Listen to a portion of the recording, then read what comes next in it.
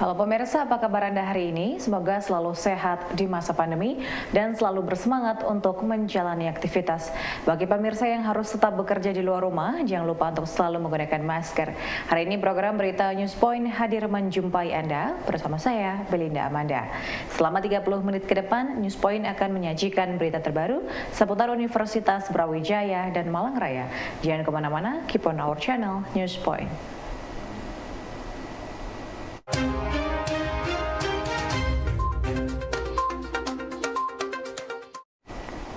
Di hari jadi VIA UB yang ke-64 tahun, VIA UB meluncurkan official merchandise dengan menjual souvenir miniatur gedung VIA UB.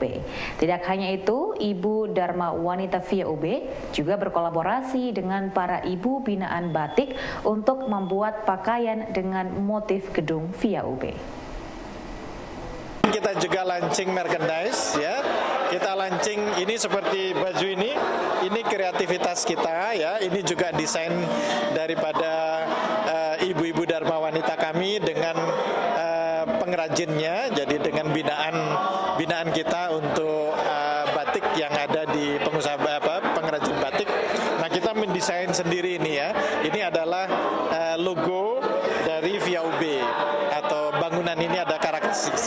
Jadi kita melaunching beberapa merchandise yang ada dari kita itu. Melalui matching fund, Guru Besar FTPUB Profesor Imam Santoso membuat inovasi dengan memanfaatkan limbah ikan untuk digunakan sebagai bahan fortifikasi pada makanan dan body care. Menurut Guru Besar sekaligus Dekan FTPUB ini, pemanfaatan limbah ikan di Indonesia masih terbilang kecil dibandingkan dengan potensi yang ada.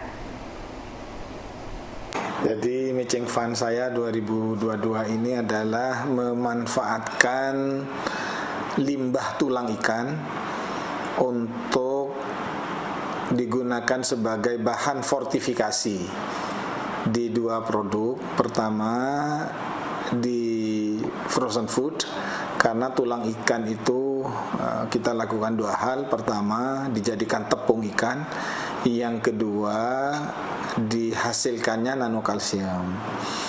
Nah, pemanfaatannya kita gunakan untuk memfortifikasi produk frozen food sehingga lebih kaya kalsium, dan yang kedua dimanfaatkan untuk juga memfortifikasi produk body care.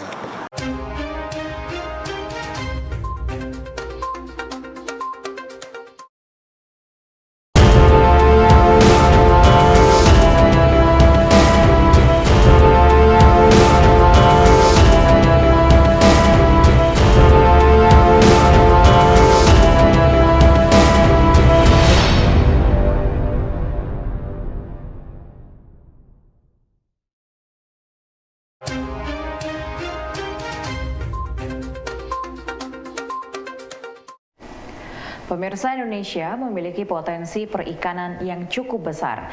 Namun sayangnya pemanfaatan limbah ikan di Indonesia masih terbilang kecil.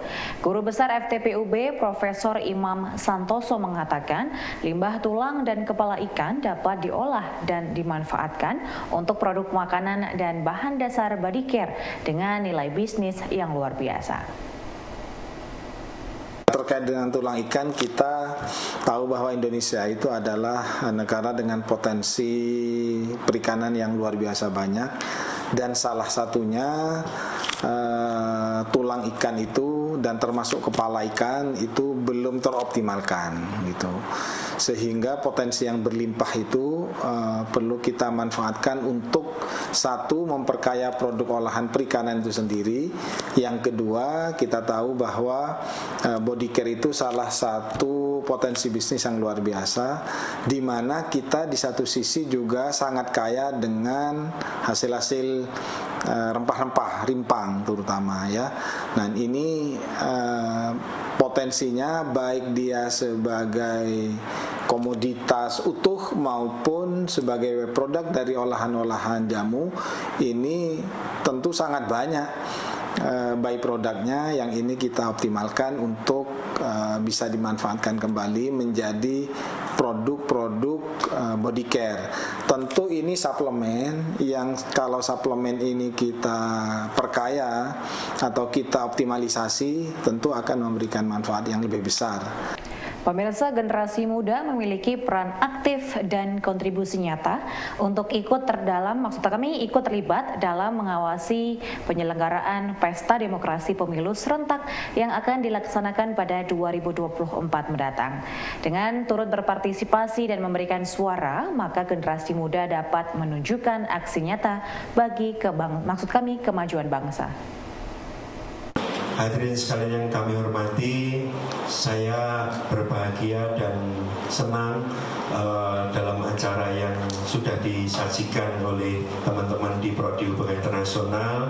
Sekaligus juga kita berikan aplaus kepada para komisioner di Komisi Pemilihan Umum.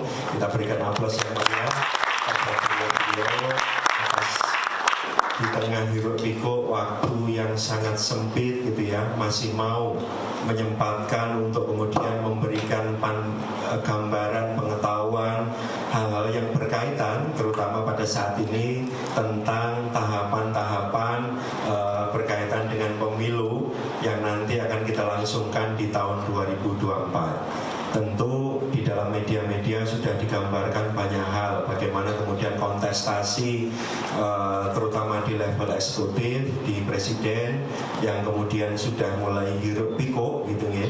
Terus kemudian juga bagaimana kemudian nanti harapannya adalah Anda semua para generasi muda itu punya peran aktif karena pemilu itu menghabiskan APBN yang cukup besar sehingga kemudian kalau kita tidak aktif maka kemudian Anda semua dianggap juga menjadi bagian yang menghanguskan gitu ya dana APBN itu. Oleh karena itu harapan kita semua tentu nanti partisipasi pemilih di tahun 2024 itu akan meningkat yang tentu itu adalah dengan kontribusi dari semua pihak. Bapak Ibu yang ada di komisioner KPU, baik pada level mulai dari pusat sampai di kabupaten kota, itu adalah memfasilitasi sebagai penyelenggara. Tapi tentu warga negara lah yang kemudian tetap memberikan atau memiliki hak yang kemudian untuk menyalurkan, bahkan tidak disebut hak, itu adalah sebuah kewajiban gitu ya, untuk kemudian kita memberikan suara kita untuk kemudian bagaimana ke depan supaya Indonesia apa yang kita ingin capai di 2045 dengan Indonesia emas itu bisa tercapai. Nah tentu harapan-harapan itu akan disandangkan kepada kita semua, termasuk khususnya para generasi muda, adik-adik, teman-teman mahasiswa yang ke depan tentu harus banyak mengolah rasa, berpikir kritis, juga kemudian melihat fenomena-fenomena secara akademis, kemudian juga mampu memberikan kontribusi bagi masyarakat yang ada di sekitar kita. Hal-hal yang baik itulah yang hari ini ingin kita dengarkan dari beliau-beliau, khususnya Pak Idham Khalid yang nanti akan didampingi oleh Pak Dr. Anggun Trisanto, yang mana nanti kita semua tentu akan memiliki banyak hal yang kemudian menjadi khasanah baru bagi pemikiran-pemikiran bagaimana sebetulnya tentang kepemiluan, mungkin tidak hanya di Indonesia gitu ya, tapi nanti teman-teman di Prodi Hubungan Internasional bisa spesifik juga belajar tentang kepemiluan di negara-negara lain yang mungkin menjadi salah satu aspek komparasi. Pemirsa, Undang-Undang Nomor 40 Tahun 2009 tentang kepemudaan secara jelas menyebutkan fungsi dan peran strategis dari pemuda dalam hal pemimpin dan kepemimpinan. Perlu adanya pengembangan potensi dan peran melalui penyadaran pemberdayaan dan pengembangan agar ke depan generasi muda dapat berperan aktif dan berkontribusi dalam mewujudkan pembangunan nasional. Survei berkenaan dengan indeks demokrasi, saya pikir ini bukan informasi baru yang saya tampilkan. Tapi ada hal yang ingin saya coba stimulasi dan ajak adik-adik berpikir kenapa ini bisa terjadi. Ya, saya yakin adik-adik pernah membaca, rekan-rekan pernah membaca hasil atau publikasi indeks demokrasi yang diterbitkan oleh The Economist Intelligence Unit. Adik pernah membaca ini belum? Belum. Harus membaca. Kenapa? Karena masa depan Indonesia Indonesia, masa depan demokrasi ya ada di tangan rekan-rekan semuanya. Jadi rekan-rekan harus tahu perjalanan demokratisasi Indonesia. Ya, bagaimana menjadi pemimpin bangsa, bagaimana menjadi pemimpin negara kalau kita tidak tahu perjalanan demokrasi dan bagaimana dunia internasional memandang Indonesia. Kenapa? Karena hari ini Indonesia sedang berada dalam satu sistem global yang disebut dengan sistem keterbukaan. Ada nggak sekarang sebuah negara yang menutup diri dari pergaulan internasional?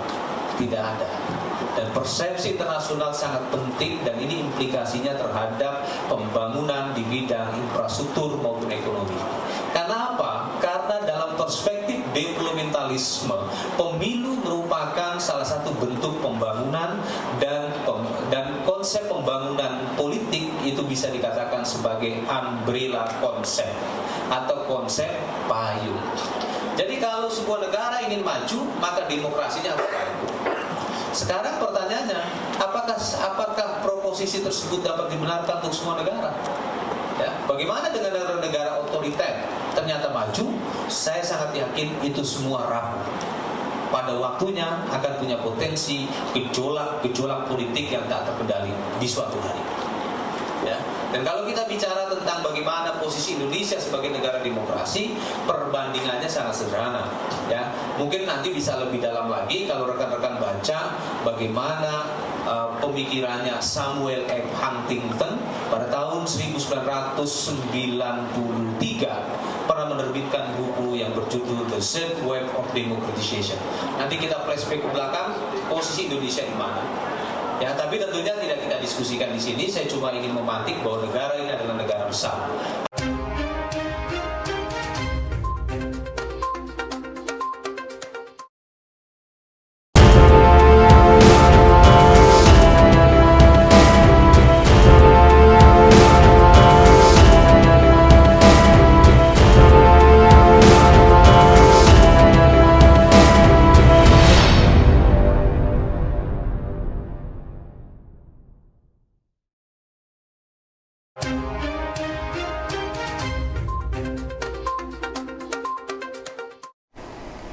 Pemirsa, siaran radio dengan teknik punchline menjadi daya tarik bagi pendengar. Membuat kalimat sederhana dan menarik yang juga menjadi klimaks di akhir kalimat merupakan skill announcing yang dibagikan oleh announcer Hard Rock FM Citra Kirana dalam kelas Broadcast Talk yang diselenggarakan oleh UB Radio secara luring di NutriHub Kota Malang. Ya, bagus ya. Tapi apa itu bagus, maksudnya belajar semua. TV iya, radio iya, nantinya mana-mana yang dapat duit di situ ya itu yang dikerjain. Iya bagus, pintar. Teknik siaran KISS, keep it short and simple. Bagaimana sih cara siaran dengan simple tapi tetap mengena gitu ke teman-teman pendengar.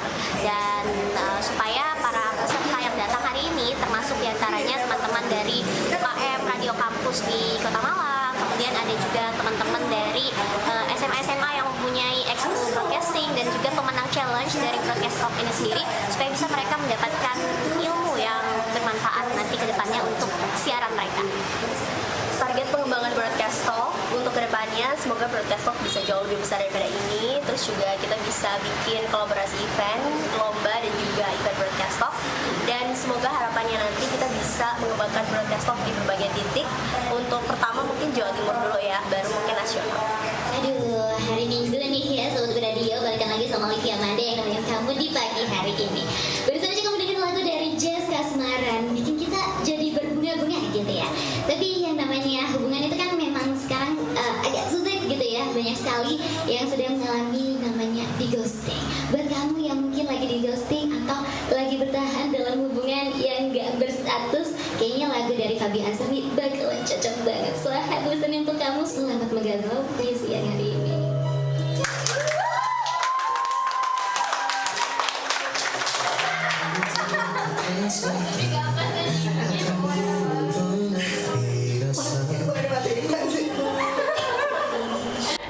Sebagai wujud kepedulian pada sesama dalam rangkaian Disnatalis ke-60, Fakultas Perikanan dan Ilmu Kelautan UB menggelar kegiatan SEABID 2022 atau Sehat Bersama dengan Donor Darah. Kegiatan ini diikuti oleh lebih dari 120 pendaftar dari Sivitas Akademika FPIK UB dan kalangan umum. FPIK pada tahun ini merayakan Disnatalis yang ke-60. Pada Disnatalis ini kami merencanakan beberapa kegiatan, salah satunya adalah kegiatan donor darah ini. Jadi kegiatan donor darah ini adalah bentuk kepedulian FPIK kepada saudara-saudara kita yang membutuhkan bantuan berupa darah, karena itu sangat penting ya. Jadi itu sangat penting dan ini bagian dari kontribusi kami untuk membantu saudara-saudara kita yang kesulitan dalam hal mendapatkan darah begitu ya, untuk menyelamatkan jiwa terutama. Per kemarin informasi yang kami peroleh dari teman-teman panitia di lapangan ada 120 lebih yang sudah mendaftar secara online. Tentunya tidak semua mungkin nanti akan lolos screening, jadi target kita adalah sejumlah 100 kantong darah itu yang bisa diperoleh dari event ini. Ini adalah kerjasama kami dengan PMI, karena mereka tentunya yang sudah terbiasa ya melakukan proses pendonoran darah atau pengambilan darah. Jadi semua fasilitas dari teman-teman kami menyediakan tempat dan dibantu oleh teman-teman mahasiswa begitu. Baik, jadi untuk kepedulian mahasiswa alhamdulillah cukup baik ya Bu, cukup antusias karena kita lihat pendaftar terus berdatangan dari dosen maupun mahasiswa utamanya.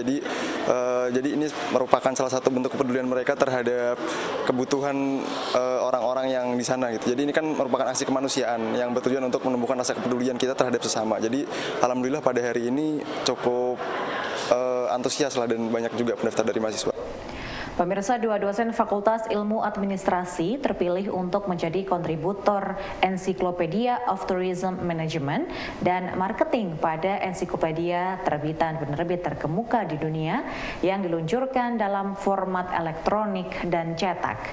Dosen via UB Muhammad Roshihan Hendrawan dan Anissa Samira Bafadal berkontribusi untuk membuat ragam topik interdisipliner, khususnya terkait bidang pariwisata, yaitu virtual museum dan Muslim health tourism. Motivasinya sebenarnya itu tanggung jawab moral sebagai akademisi ya. Dalam artian akademisi itu kan terdiri dari bisa kita sebut dengan saintis juga, ilmuwan, ada juga aktivis ya, ada juga yang memang administratif. Jadi kalau kami berpikir bahwasanya akademisi itu selain aktivis juga dia sebagai saintis. Saintis itu atau aktivis itu bukan hanya bergerak di seperti lapangan, misalkan kita harus turun lapang untuk demo misalkan dan lain, tapi lebih kepada bagaimana kita menjewantahkan ilmu kita menulis, kita bersuara melalui tulisan, karena tulisan itu akan bisa tersebar luaskan atau terdiseminasikan ya dengan luas, dan tentu saja berbeda ketika kita ngomong di forum. Ketika di forum tidak tertulis. Nah, itu disebut konsep dari yang disebut dengan sebenarnya adalah manajemen pengetahuan seorang ilmuwan dan akademisi. Pemirsa, informasi tadi sekaligus menutup perjumpaan kita hari ini. Jangan lupa untuk selalu menyaksikan News Point setiap hari pukul 19.30 waktu Indonesia Barat hanya di UB TV, Televisi Pendidikan Universitas Brawijaya. Saya Belinda Amanda dan seluruh kru yang bertugas pamit undur diri. Tetap patuhi protokol kesehatan, wajib menggunakan masker. Terima kasih dan selamat beraktivitas.